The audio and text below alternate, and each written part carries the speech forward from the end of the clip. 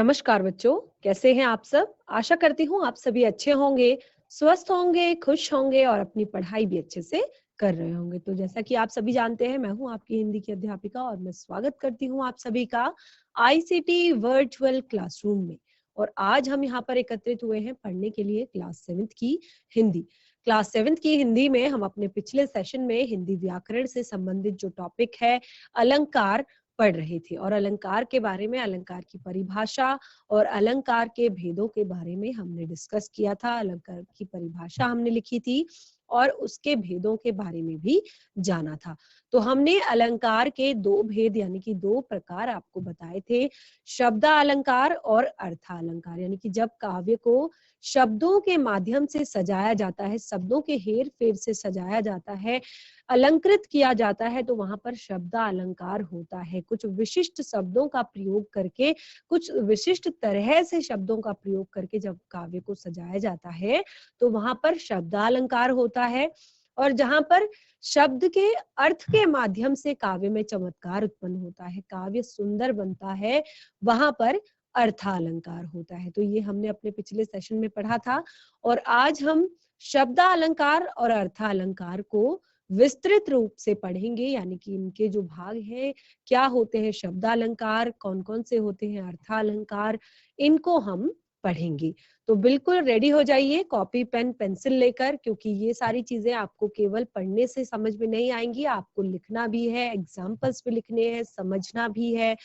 तो शुरू करते हैं हम आज का सेशन, चलते हैं स्मार्ट बोर्ड की तरफ। सभी बच्चे ध्यानपूर्वक पढ़ेंगे। तो ये हमने अपने पिछले सेशन में पढ़ा था, हम इसका एक बार रिवीजन कर लेते हैं।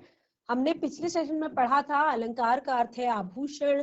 जैसे हिंदी में हम पढ़ते हैं काव्य और गद्य। काव्य में हम कविताएं पढ़ते हैं और गद्य में हम कहानियां, लेख आदि पढ़ते हैं। और उसके बाद मैंने आपको बताया था कि जिस तरह से यहाँ पर कुछ पंक्तियां मैंने आपको दी थी और उसमें मैंने आपको अलंकारों के विषय में बताया था कि कैसे हम अलंकारों का प्रयोग करके, कुछ विशिष्ट शब्दों का प्रयोग करके या शब्दों को विशिष्ट तरीके से, कुछ विशेष तरीके से, कुछ अलग तरीके से प्रयोग करके हम काव्य में सौंदर्य उत्पन्न करते हैं, काव्य में चमत्कार उत्पन्न करते हैं। तो ये दो एग्जाम्पल्स मैंने आप लोग को दिए थे। और उसके बाद हमने परिभाषा लिखी थी अलंकार की। तो अलंकार की परिभाषा में हमने पढ़ा था कि काव्य के सौंदर्य को बढ़ाने वाले चमत्कार को, काव्य के सौंदर्य को बढ़ाने वाले चमत्कार को व्याकरण में अलंकार कहते हैं। और अलंकारों में हमने इसके बाद अलंकार के प्रकार यानी कि अलंकार के जो भेद हैं उसके बारे में आप लोग को बताया था। तो अलंकार के मैंने आप लोग को दो भेद बताए थे, शब्दालंकार, अर्थालंकार। उसके बाद हमने शब्दालंकार के भी कुछ उपभेद जो होते हैं, सबसे पहले हमने शब्दालंकार को परिभाषित किया कि जहां काव्य में शब्दों के विशिष्ट प्रयोग से काव्य सौंदर्य को बढ़ाया जाता है या काव्य में चमत्कार उत्पन्न किया जाता है, वहां पर शब्दालंकार होता है। और उसके तीन भेद होते हैं, इसको हम इन तीन तरह से समझ सकते हैं, जैसे अनुप्रास अलंकार, यमक अलंकार और श्लेष अलंकार। तो क्योंकि अब यहाँ पर ध्यान दीजिएगा शब्दा अलंकार है, तो शब्दों के माध्यम से, केवल जो शब्द वहां पर आप देखेंगे किसी भी काव्य में, या तो शब्दों को एक से अधिक बार प्रयोग किया गया होगा या शब्दों का अर्थ एक से अधिक बार प्रयोग किया गया हो या एक शब्द के अलग अलग अर्थ निकल रहे हो। तो इस आधार पर हमने शब्दा अलंकार और अर्थालंकार में हमने दो भागों में बांटा। तो शब्दा अलंकार को हम पढ़ेंगे, उसमें मैंने आपको बताया कि तीन उपभेद हैं, अनुप्रास अलंकार, यमक अलंकार और श्लेष अलंकार। तो सबसे पहले हम पढ़ेंगे अनुप्रास अलंकार को। सबसे पहला जो भेद है अनुप्रास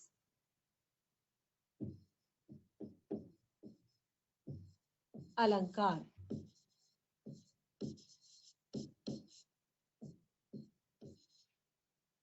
अनुप्रास अलंकार में क्या होता है बच्चों, ये शब्दा अलंकार का उपभेद है। तो यहाँ पर शब्द के माध्यम से आपको काव्य में चमत्कार दिखाई देगा। तो किस तरह से, कौन से तरीके से, जब यहाँ पर शब्दों का प्रयोग होगा कि वहां पर अनुप्रास अलंकार हो, तो उसे हम पढ़ते हैं, परिभाषित करते हैं अनुप्रास अलंकार को। तो यहाँ देखिए क्या होता है अनुप्रास अलंकार में, यहाँ एक वर्ण की आवृत्ति, वर्ण के बारे में हमने पढ़ा है, वर्ण के बारे में हमने पढ़ा, तो एक वर्ण की आवृत्ति, जहां पर एक वर्ण की आवृत्ति, आवृत्ति यानी कि उसकी जो उसका जो साउंड हो, आवृत्ति एक से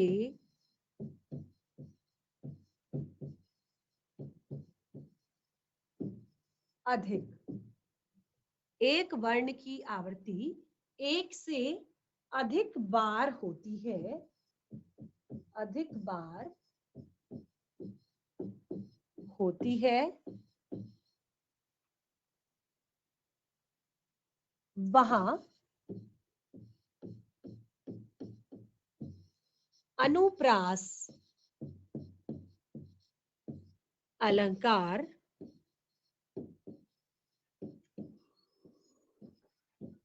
होता है।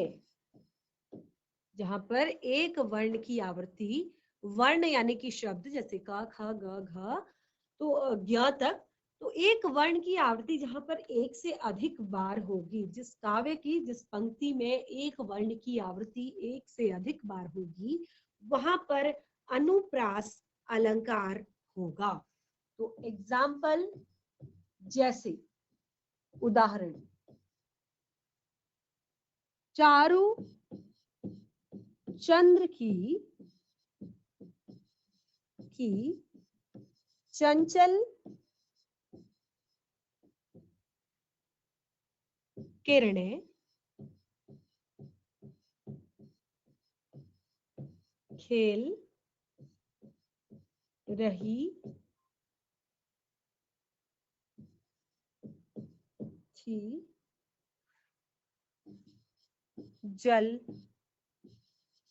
थल में। तो ये पंक्ति आप देखेंगे, यहाँ पर आप देखिए, चारु चंद्र की चंचल किरणें खेल रही थी जल थल में।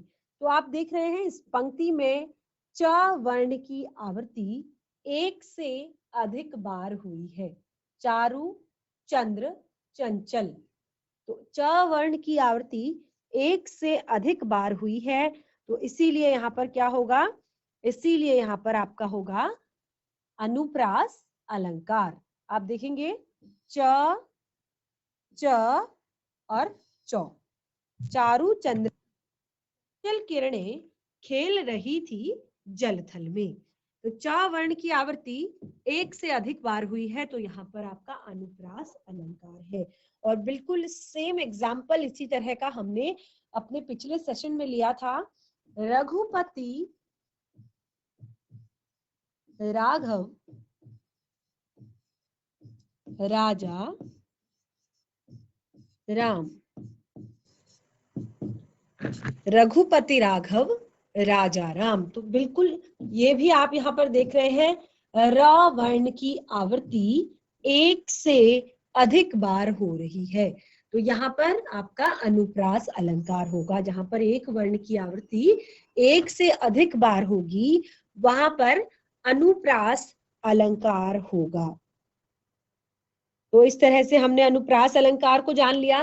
आप जहां पर भी काव्य में आप कोई कविता पढ़ते हैं, तो देखते हैं कि वहां पर इस तरह के शब्दों का प्रयोग किया गया है, तो आपको वहां पर पता चल जाएगा कि हाँ, यहाँ पर एक वर्ण की आवृत्ति एक से अधिक बार हुई है, तो उसको हम अनुप्रास अलंकार कहेंगे। तो ये हमारा शब्द अलंकार का पहला भेद अनुप्रास अलंकार है।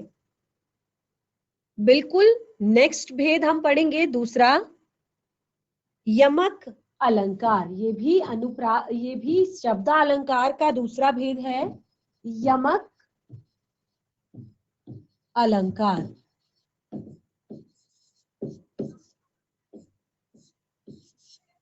तो यमक अलंकार में क्या होगा, जैसे कि हमने शब्द अनुप्रास अलंकार में पढ़ा कि एक वर्ण की आवृत्ति बार बार हो रही थी। ध्यान रखिए शब्द अलंकार है, तो यहाँ पर शब्दों के माध्यम से काव्य में के सौंदर्य में वृद्धि होगी। तो पहले वाले में तो हमने देखा कि एक वर्ण की आवृत्ति एक से अधिक बार हो रही थी। अब हम यमक अलंकार के बारे में पढ़ेंगे। तो यहाँ पर बच्चों क्या होता है कि एक शब्द की एक से अधिक बार आवृत्ति हो। देखिए वर्ण और शब्द, पहले तो आप ये जान लीजिए। ये वैसे तो हमने जब अपने व्याकरण का सेशन शुरू किया था तो हिंदी व्याकरण में सबसे पहले मैंने आपको वर्ण, शब्द, पद और वाक्य, इन सभी को मैंने आपको कंफर्म कराया था। हमने वर्णों के बारे में सबसे पहले हमने स्वर और व्यंजन हमने पढ़े थे, उसके बाद हमने वर्ण पढ़े थे, उसके बाद हमने शब्दों के बारे में पढ़ा था, उसके बाद हमने पद के बारे में पढ़ा था, उसके बाद हमने वाक्य के बारे में जाना था। अगर आप अपनी पुरानी जो हम चीजें हैं उनका रिवीजन आप करते हैं, अगर आपको वो सारी चीजें थोड़ा सा भी याद है, तो आपने पढ़ा होगा कि जब हम एक सिंगल शब्द होता है उसको हम क्या कहते हैं, वर्ण कहते हैं। और शब्दों से मिलकर ख ग खग, म ग मग, क ल म कलम, तो वर्णों से मिलकर क्या बनते हैं, शब्द बनते हैं।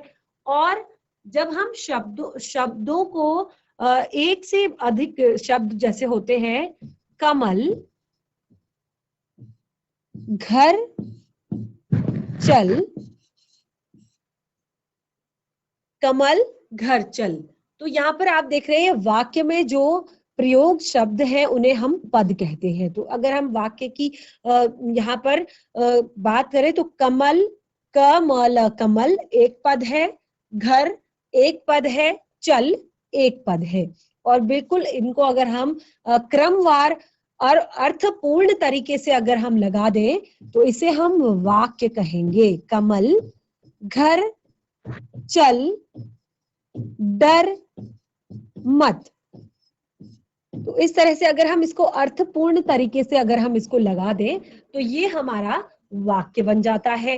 तो अब यहाँ पर हमें, जैसे कि हमने अपने अनुप्रास अलंकार में पढ़ा कि एक वर्ण की आवृत्ति केवल बार बार होती है। वर्ण यानी कि कोई भी वर्ण हो सकता है, जैसे क ख ग घ च प र, वर्ण कोई सा भी हो सकता है।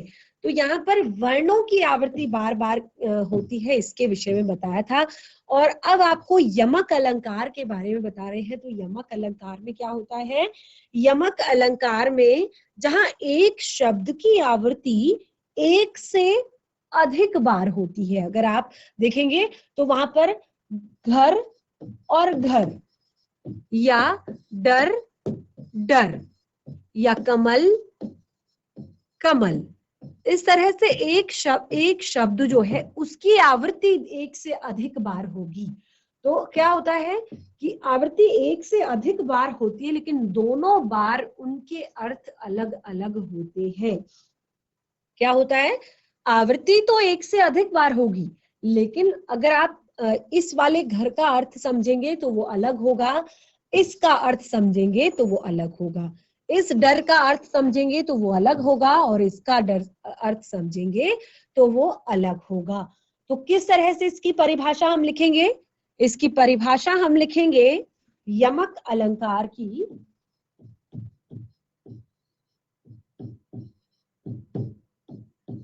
देखिए जहां आप अपनी कॉपी में इसको लिख सकते हैं, जहां एक शब्द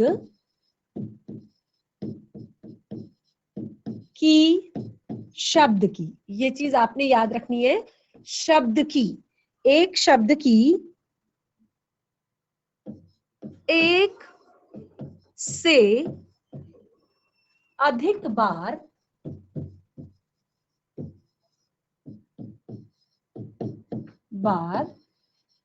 आवृत्ति यानी कि साउंड जो है वो एक से अधिक बार प्रयोग होगा।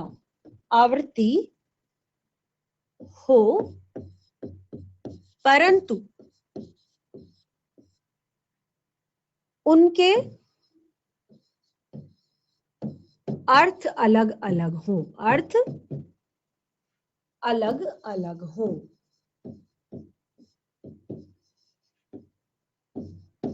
अलग अलग हो।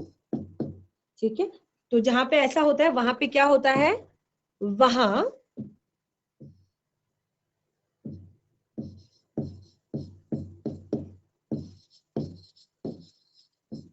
अलंकार होता है। ठीक है, तो हमने इसकी परिभाषा जान ली। शब्द एक से अधिक बार प्रयोग होगा, लेकिन दोनों बार उस शब्द का अर्थ अलग अलग होगा। जैसे अब हम पढ़ेंगे एग्जाम्पल, उदाहरण। तो अब हम इसको उदाहरण से समझेंगे। जैसे काली घटा का, काली घटा का घमंड, बहुत ही इजी एग्जाम्पल है। घटा, काली घटा का घमंड घटा। तो आप यहाँ पर देख रहे हैं काली घटा, तो काली घटा का क्या अर्थ होता है, काली यानी कि जो काले, घटा यानी कि बादल का, काली घटा का घमंड घटा। तो आप यहाँ पे देख रहे हैं काली घटा का घमंड घटा, काली घटा यानी कि जो बादल है, काले बादल है, का घमंड, का जो घमंड है वो घटा यानी कि कम होना। तो एक घटा का अर्थ तो आपको यहाँ पर दिखाई दे रहा है बादल, एक घटा का अर्थ आप यहाँ पर देख रहे हैं बादल है, और एक घटा का अर्थ आपको यहाँ पर दिखाई दे रहा है कम होना, घटना यानी कि कम होना, तो या समाप्त होना। काली घटा का घमंड घटा, जो काली घटा है उसका, जो काले बादल है उसका घमंड घटा। तो आप इसमें स्पष्ट रूप से देख पा रहे हैं कि दो बार घटा शब्द का प्रयोग हुआ है। एक शब्द की आवृत्ति एक से अधिक बार हो, तो यहाँ पर घटा शब्द दो बार प्रयोग हुआ है। आपका साउंड जो है काली घटा का घमंड घटा, दो बार घटा शब्द की आवृत्ति हो रही है, और दोनों बार आप देख रहे हैं कि दोनों के अर्थ अलग अलग है। एक घटा का अर्थ बादल, एक घटा का अर्थ कम होना। तो इस तरह से यहाँ पर बहुत ही प्यारा सा एग्जाम्पल, बहुत ही इजी एग्जाम्पल आप लोगों को समझ में आ गया होगा। दूसरा हम एग्जाम्पल यहाँ पर लेंगे। आपने पढ़ा होगा कबीर दास जी का दोहा, माला फेरत जुग गया, फिरा न मन का फेर, मन का डार दे, मन का फेर। तो यहाँ पर बहुत से, एक से अधिक बार मन का शब्द का प्रयोग हुआ है। तो क्या होता है, जब हम दोहा पढ़ते हैं कि माला फेरत जुग गया, फिरा न मन का फेर, तो फिरा न मन का फेर, जो यहाँ पर मन का शब्द प्रयोग हुआ है, फिरा न मन का फेर। तो ये मन का शब्द जो है वो तो हमारे मन से लिया गया है, कि हमारे मन का जो फेर है, हमारे मन की जो चिंताएं हैं, हम माला तो हर समय जपते रहते हैं, भगवान का ध्यान करते रहते हैं, लेकिन उस समय भी क्या होता है, केवल उंगलियां हमारी चल रही होती हैं, लेकिन मन जो है वो चारों तरफ फिर रहा होता है हमारा। लेकिन कर का मन का डार दे, कर का मन का, फिर से मन का शब्द का प्रयोग हुआ, कर का मन का डार दे, मन का फेर, मन का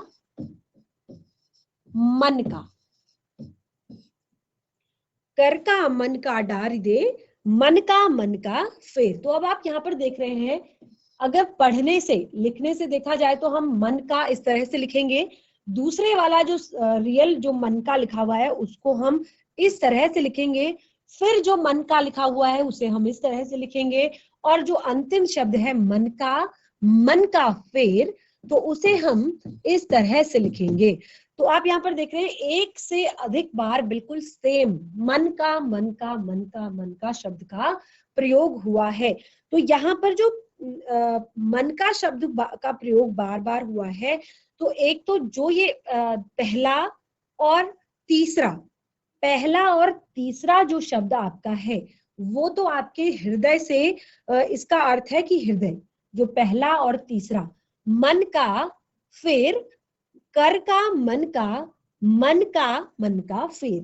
तो ये जो पहला और तीसरा, ये जो दो मन का शब्द प्रयोग हुए, इसमें तो आपका इसका अर्थ है आपका हृदय से। हृदय यानी कि जो हमारा मन है, इसका अर्थ है हृदय।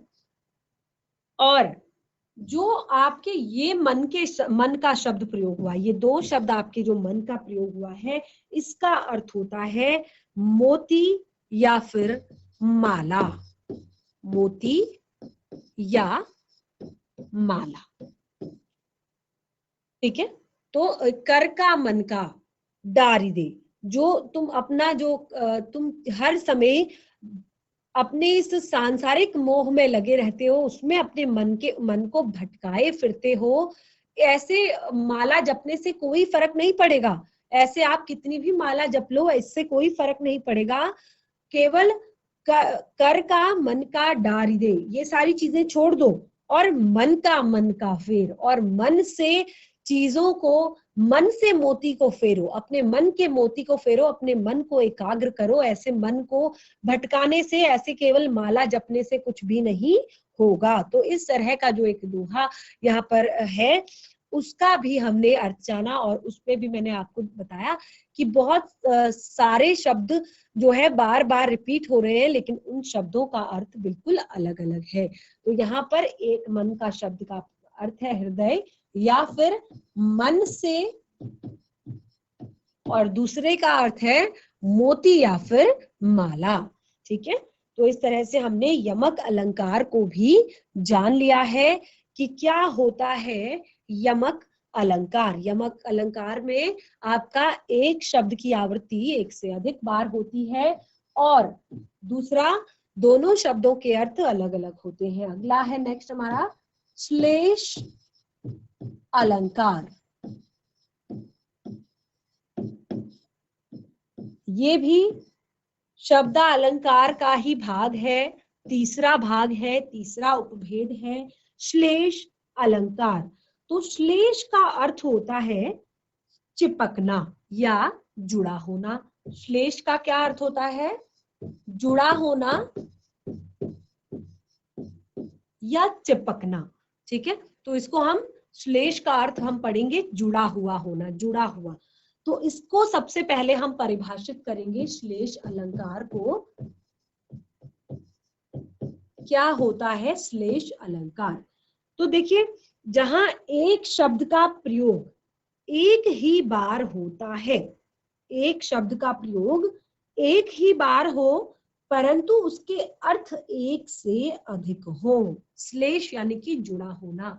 एक शब्द का प्रयोग होता तो एक ही बार है, लेकिन उसके जो अर्थ है वो कई अर्थ उससे जुड़े हुए होते हैं, एक से अधिक अर्थ उसके निकलते हैं, एक से अधिक अर्थ उस पर जुड़े हुए होते हैं। तो श्लेष यानी कि चिपकना या जुड़ा हुआ होना। तो हम परिभाषा इसकी लिखते हैं, फिर इसको एग्जाम्पल से समझेंगे।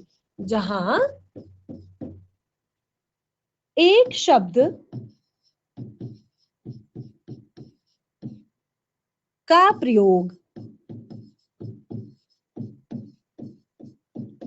एक से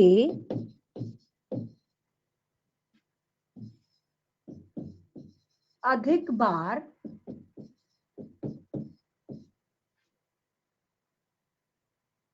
एक ही बार हो, जहां एक शब्द का प्रयोग एक ही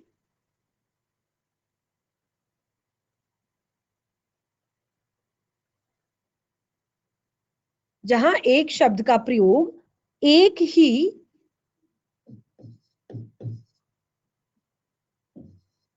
बार हो,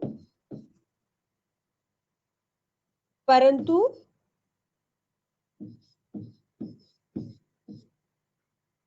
उसके अर्थ एक से अधिक हो।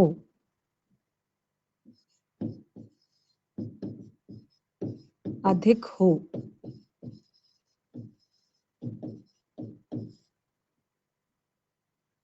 वहां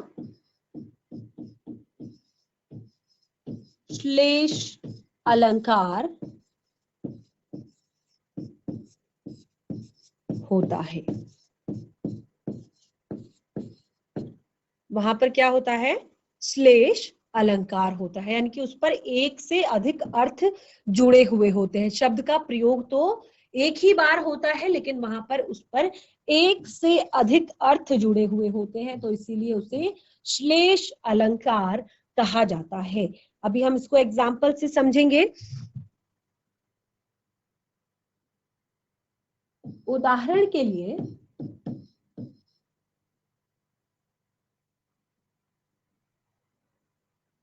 यहाँ पर एक दोहा दिया गया है रहीम जी का, जो रहीम गति दीप की, जो रहीम गति दीप की कुल कपूत गति सोई। कुल कपूत गति सोए, बारे उजियारे भय उजियारे करे,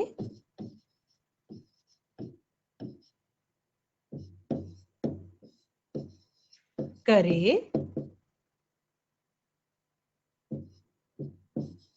बढ़े अंधेरा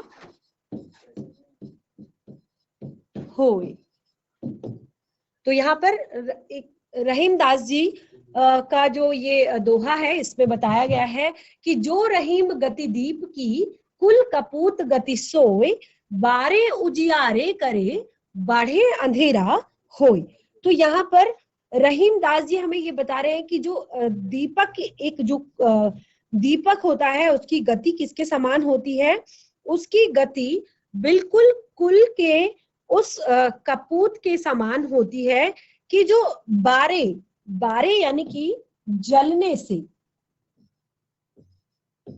जलने पर, ठीक है, और बाढ़े, बाढ़े यानी कि बुझने से, बुझ जाने पर,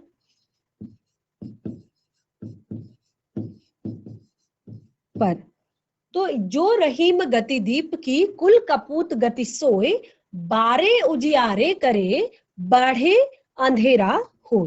तो यहाँ पर बताया गया है कि जो रहीम का ये जो दोहा है, उसमें बताया गया बारे और बढ़े। देखिए, बारे यानी कि जलने पर या जन्म लेने पर, जन्म लेने